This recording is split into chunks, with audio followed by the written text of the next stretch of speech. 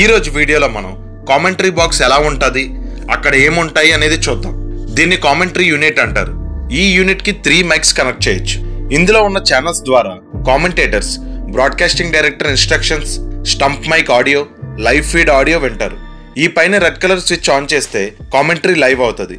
అలానే ఒక స్క్రీన్ లో లైవ్ టెలికాస్ట్ అండ్ ఇంకో స్క్రీన్ లో స్టాట్స్ రన్ అవుతూ ఉంటాయి. ఇది కామెంటేటర్స్ యూజ్ చేసే లిప్ మైక్. మనకి కామెంటేటర్ ఒక 6 ఆర్ అవుట్ కోసం మాట్లాడగానే ఇన్స్టెంట్ గా స్క్రీన్ మీద రీప్లే వస్తుంది. ఇది ఎలా అంటే కామెంటేటర్స్ మాట్లాడేది ఇయర్ పీస్ ద్వారా బ్రాడ్కాస్టింగ్ డైరెక్టర్ విని వెంటనే రీప్లే ప్లే చేస్తారు. అలానే బ్రాడ్కాస్టింగ్ డైరెక్టర్ మేము ఇది నెక్స్ట్ ప్లే చేస్తున్నాం అని చెప్పగానే కామెంటేటర్స్ వాటి కోసం మాట్లాడతారు.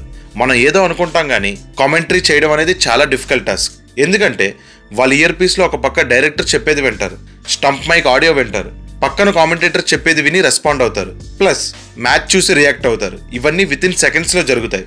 కొంతమంది ఆన్లైన్ లో మన తెలుగు కామెంటేటర్స్ కి ఏమీ తెలియదు అన్నట్టు ట్రోల్స్ చేస్తారు. మీలో చాలా మందికి తెలియదు ఏంటంటే వాళ్ళంతా ప్రొఫెషనల్ క్రికెటర్స్. ఎగ్జాంపుల్, తెలుగు కామెంటరీకి ఒక స్టాండర్డ్ సెట్ చేసి నెక్స్ట్ లెవెల్ కి తీసుకెళ్లిన కళ్యాణ్ కృష్ణ గారు ఫస్ట్ క్లాస్ లో 150+ వికెట్స్ తీశారు. IPL కూడా ఆడారు. జ్ఞానేశ్వరరావు గారు ఇండియా అండర్-19 కెప్టెన్ గా చేశారు.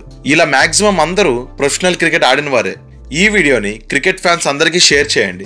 మరి మీ ఫేవరెట్ తెలుగు కామెంటేటర్ ఎవరు? కామెంట్ చేసి చెప్పండి.